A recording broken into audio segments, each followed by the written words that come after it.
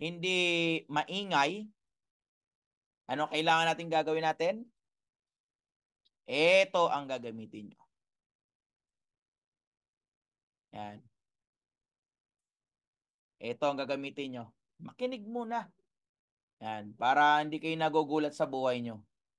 Ito gagamitin nyo. Yan. Kamay. Okay? Para hindi siya maingay, takpan ng kamay. Yan. Tandaan ha. Huwag kakalimutan. Okay? Siyempre gagamit ka ng tinatawag nating use silencer. Silencer. Ano ang purpose ng silencer? To reduce. Yan. To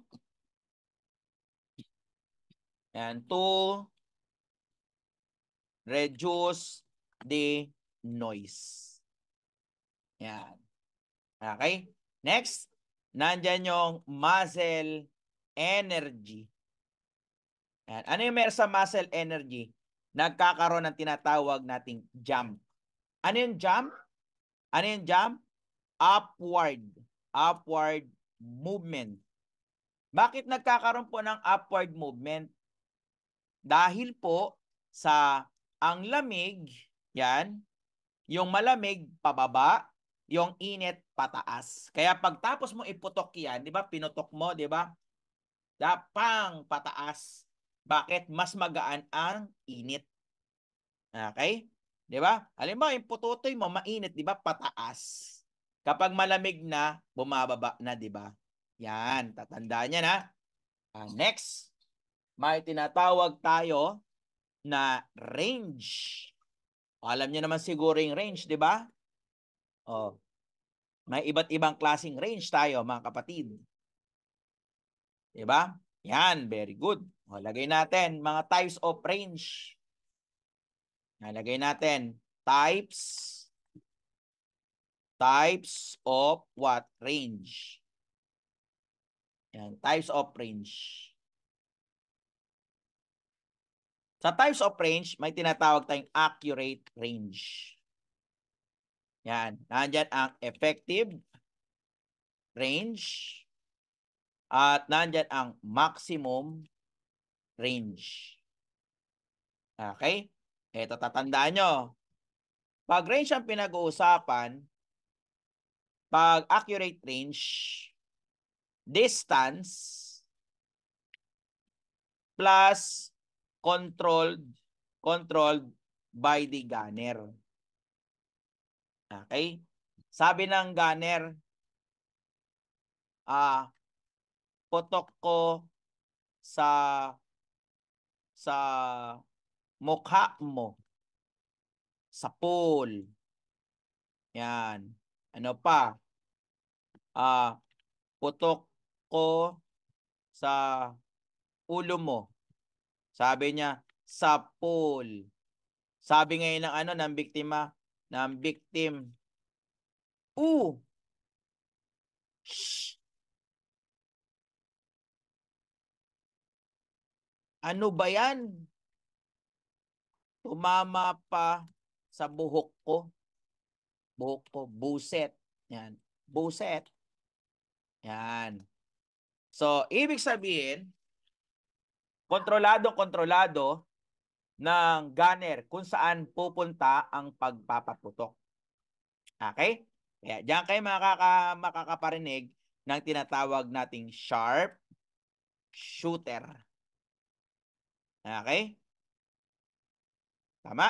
Halimbawa, pinutok niya sa mata. Puk, sapul dito sa mata. Oh, bakit sa mata? Yan, di ba? Pinutok sa mukha. Oh. Diba? Pinutok dito sa labi. Pak. Tapos nung pinutok dito, pak. Pati dito umabot sa babae. Yan. Ang tawag dyan, accurate range. Okay? Tatanda na. Next. Effective range. Effective range, ang tatandaan natin, yung pinag-usapan dyan is create, yan, lethal. Yan, create lethal or mortal or mortal. Yan. Lethal or lethal injury. Injury. Malala. Yan, malala. Nakamamatay. Yan, may cause death. May cause death. Yan, gaano kalala. Yan, distansya na kayang mag-produce ng nakamamatay na sugat. Nakamamatay na tama. Pag maximum range, tanda na, ito distance din yan. Distance na kayang mag-cause ng lethal injury. Ito naman, pag maximum range, distance, pero farthest distance. Pinakamalayong kayang abutin ng bala. So, take note natin, ha? Huwag kakalimutan ang accurate range, effective range, ano pa? Yung maximum range.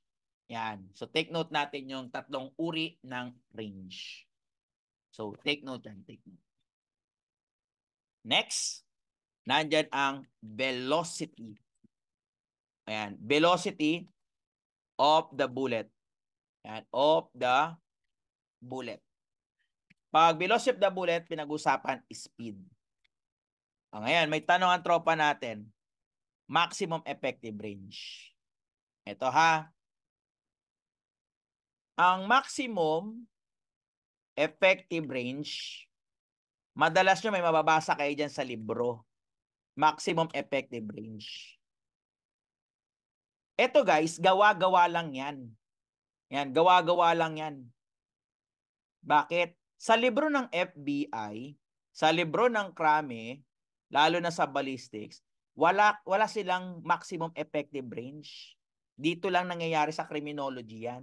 Isipin mo ang concept. Tingnan nyo maximum effective range, di ba? Una, nandyan daw yung lethal injury. Distance that create lethal injury plus farthest distance. Yan. Tignan nyo yung concept How can you create a lethal injury kung nasa farthest distance na? Diba? Ibig sabihin, nakahinto na ang bala kasi yun ang pinakamalayong kayang abutin niya. Nakakapag-produce pa ng lethal injury. Kalokohan yan. Okay? Tandaan yan Pero dahil nandyan na yan, nandyan sa mga libro ng criminology, tindihin nyo na lang yan. Maximum effective range, distance, or farthest distance na kaya mag-produce pa ng lethal injury. Pero para saan, napakalabo niyan. Ang meron lang sa libro ng FBI, accurate range, effective range, maximum range. Pero kung mayroon man tayong maximum effective range sa libro ng criminology, so be it. Tandaan nyo, distansya na pinakamalayo na nakapag-produce pa ng lethal injury. So take note yan. Ano pa? Next question. With regards sa speed of the bullet, what instrument that measure the speed of the bullet? Speed of the bullet. Sige nga. What instrument measures the speed of the bullet? Yan, very good. That is a chronograph. So take note natin sa chronograph. Ito ang itsura ng chronograph. Baka nabibigla kayo. Chronograph.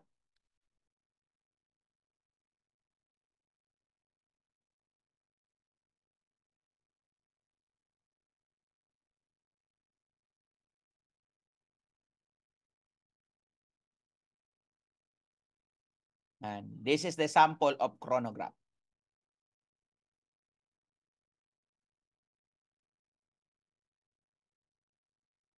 Yan. Yan ang sample ng chronograph.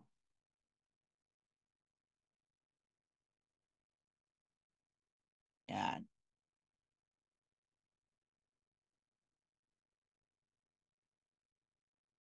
Pa.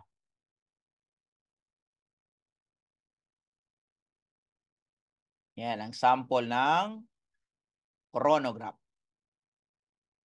To measure the speed of the bullet. Yan. Speed of the bullet, feet per second. Yan. Next, okay na sa chronograph. Ngayon, kasunod nito, trajectory. Trajectory. Yan. Tapos, pull of gravity. Diniscuss ko na sa inyo, pull of gravity. And the last one is, ano to?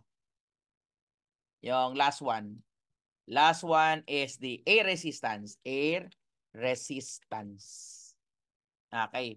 Pag binanggit ang air resistance, ano yung air resistance? Air resistance. Sige nga, intindihin niyo yung air resistance. What is air resistance?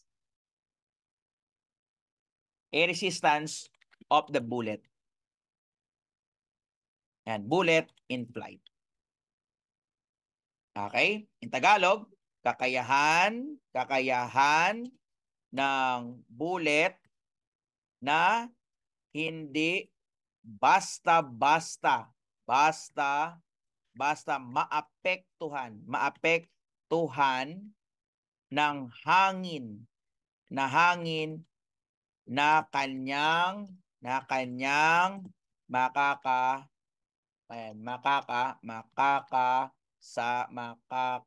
kanyang apit ng hangin na kanyang makakasalubong. Yan. So, eto siya. Tingnan nyo yung itsura niya.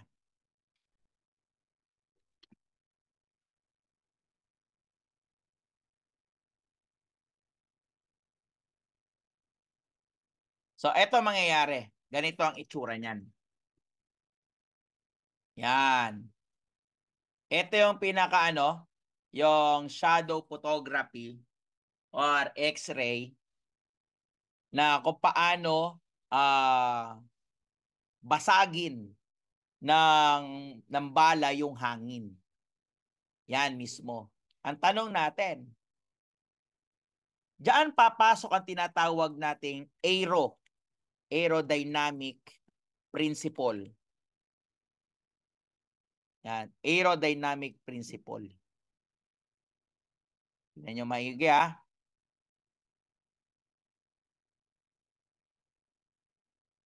Tingnan nyo maigi. Under the aerodynamic principle, tingnan nyo ha, yung kanyang nguso, any surface such as wing that provides aerodynamic where interact with a moving stream of air, dapat manipis. Yan, manipis. Kahit yung kanyang wings, manipis. Okay. Kaya mapapansin nyo, ang bala ganito. Bullet. Tingnan nyo yung bullet. Manipis or etong itsura ng mga bullet. Ito ang itsura ng mga bullet. Kaya pala ang bullet natin, yung pinakabunbunan, maaaring manipis, maaaring medyo manipis. Yan. Nakakita na ba kayo ng bullet? Yan. Yung bullet, ang itsura niya ganito. Yan, ganito ang itsura niya,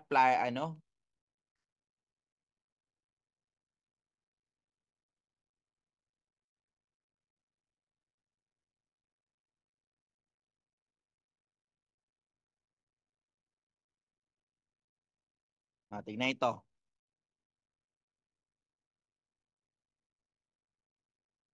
Yan. So, ang usapan dito yung surface.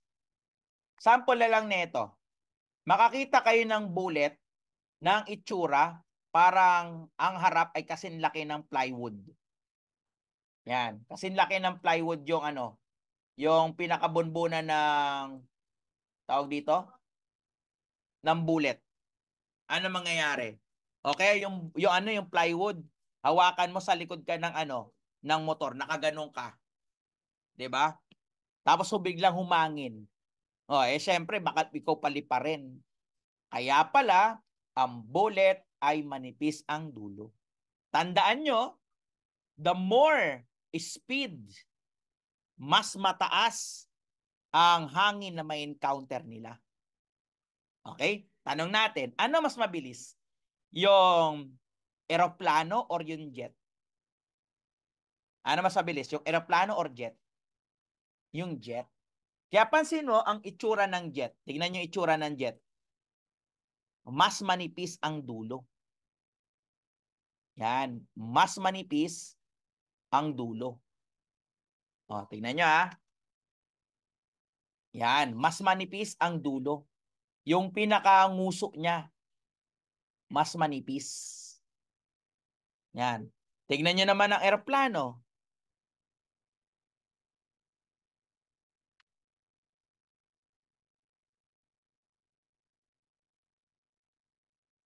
Tingnan yung eroplano, yung dulo ng eroplano. Medyo mas mataba. Yan. Di ba? Yan. Halimbawa, nakakita ka ng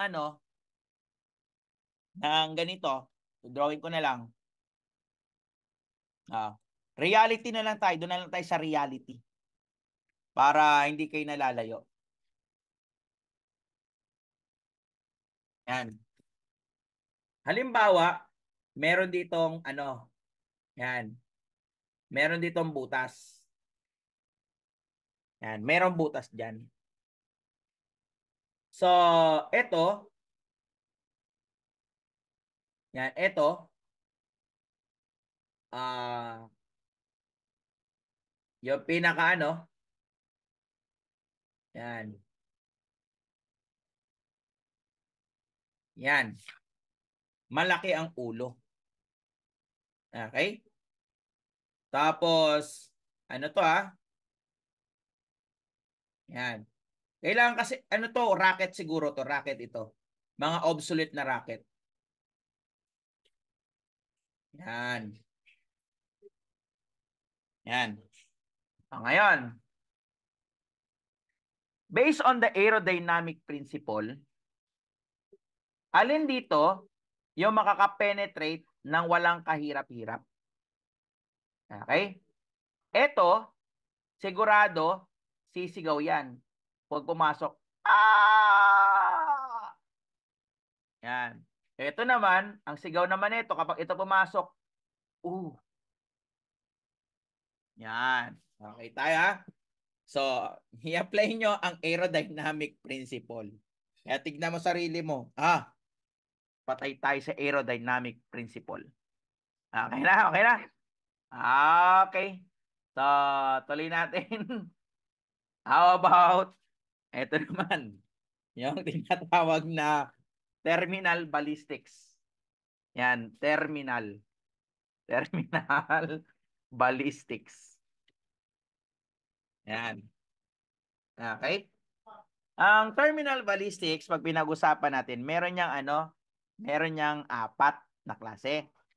Anong apat na dyan? Nandyan ang terminal accuracy, terminal energy, terminal energy, or sometimes we call it, pag terminal energy, tinatawag na striking power. Yan, striking power. Tapos, terminal velocity. And the other one is terminal penetration. Penetration. Penetration. Pag terminal accuracy, ang pinag-usapan natin, distance. Yan, distance of the shots. The shots on the target. Yan. Parang ganito.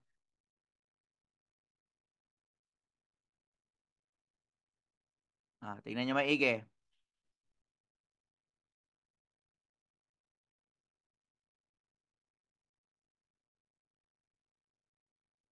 Yan. Ito mismo. Kung sino accurate.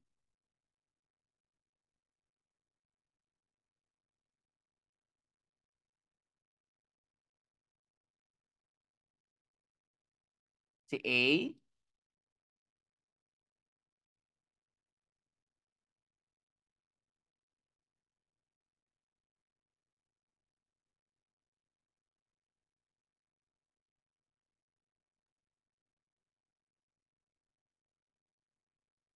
Versus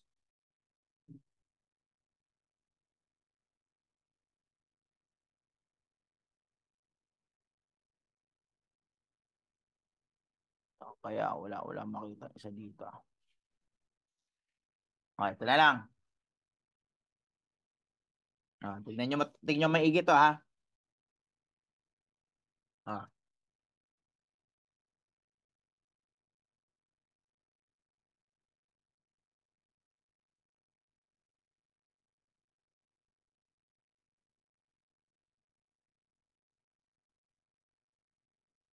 ito si A. Ito si B.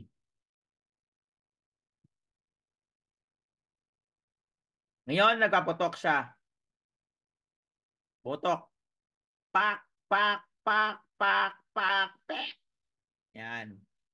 Ito, ang tama nito, 1, 2, 3, 4, 5, 6, 7, 8. Kulang pa. Yan. Pak, pak. Yan. Ang tanong natin dito, sino ang mas accurate? And on the illustration,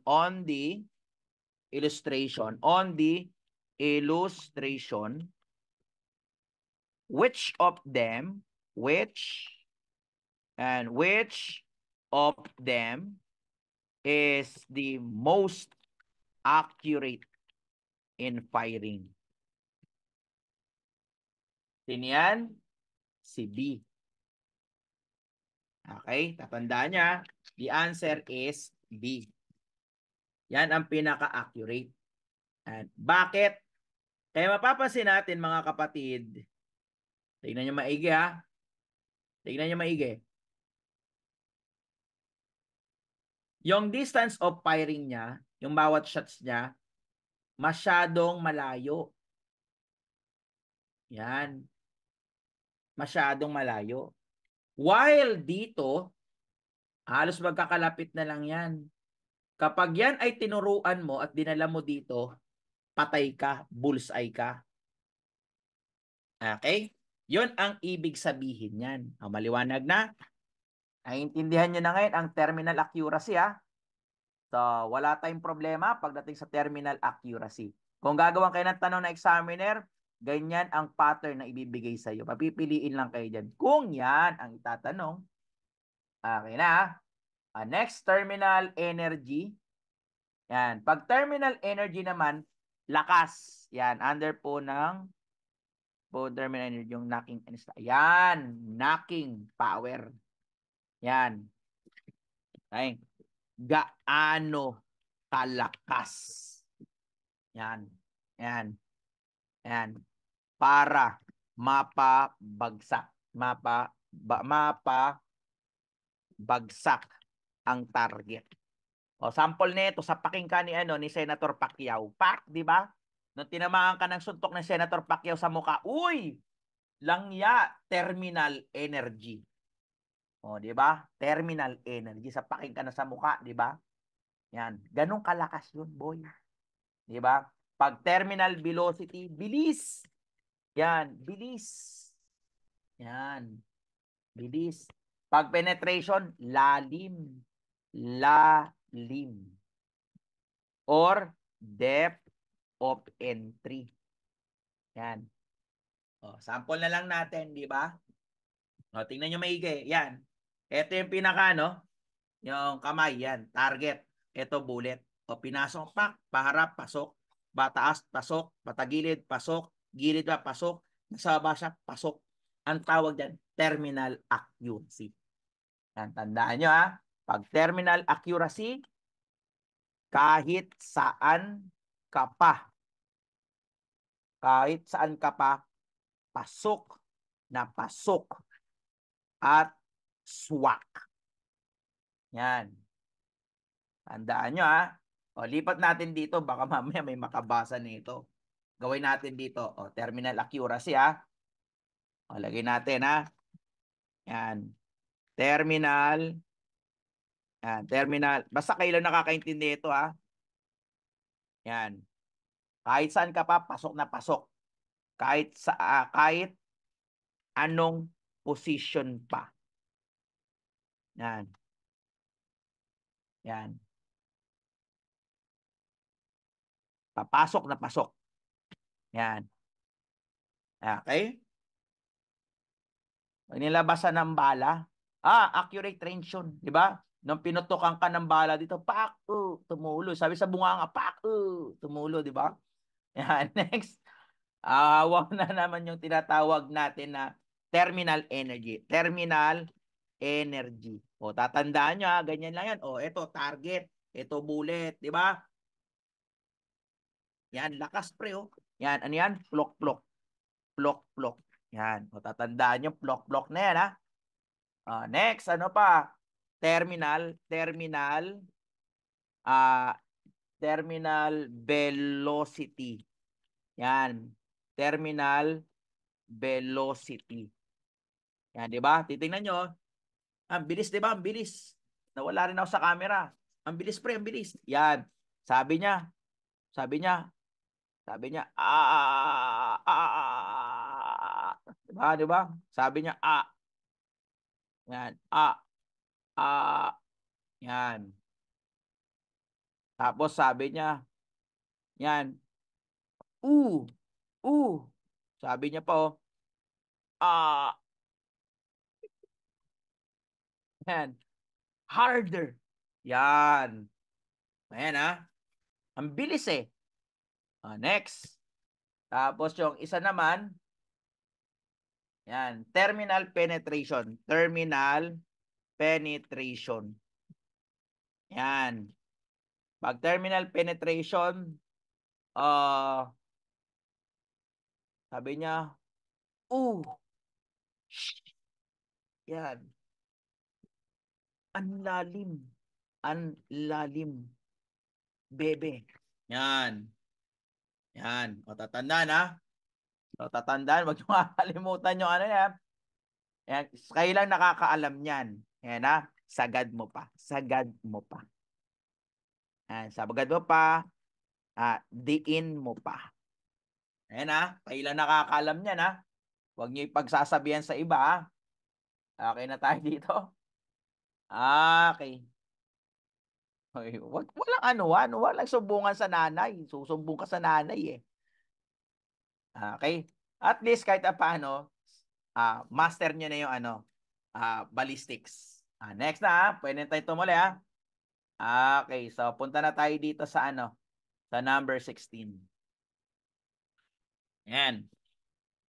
Ancient smoothbore military weapon designed to part a single projectile. Ancient smoothbore military weapon. Yan. Siguro ano pa to, bukod sa smoothbore ancient military weapon. And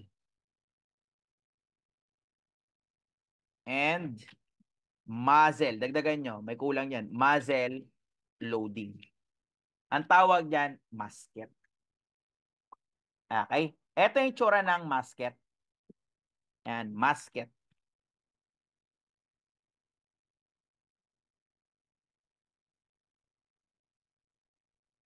Yan.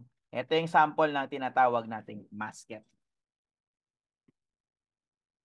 Yan. Yan ang musket. Yan. Para hindi nyo makalimutan,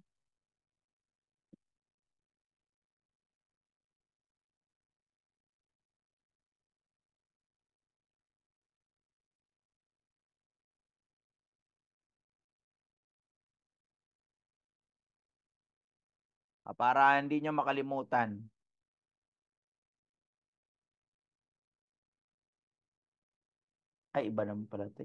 Ay, iba to. Ayan, yan ay tsura ng tinatawag nating musket. Tama nga, ito. Yan, ito yung sample ng musket. Kailangan malinaw eh.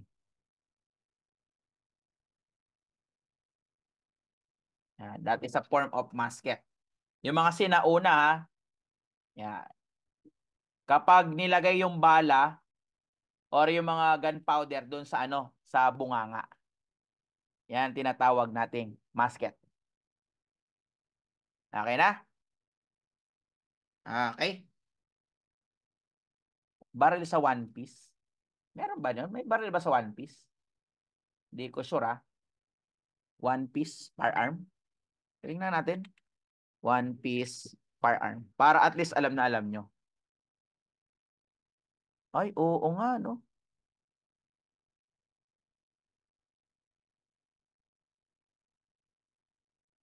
Yan. O, eto. Very good kayo, ah.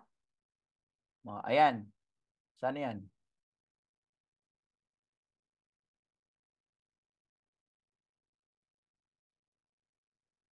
O, di ba? Yan. That is a, ano, musket. Take note yung musket, ah. How about the, ano, the carbine? Okay. Masasabi nyo na carbine siya kapag ang kanyang, ano, barrel is 22 inches, 22 inches and below.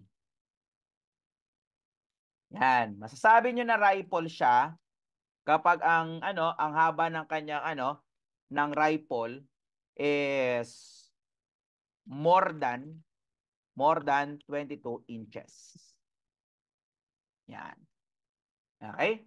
So take note yan ha. Ano naman yung ano, shotgun? What is shotgun? Sige nga. Ano ang meron sa tinatawag nating shotgun?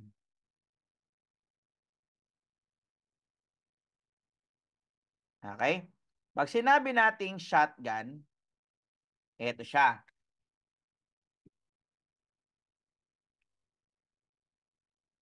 Ayan. Shotgun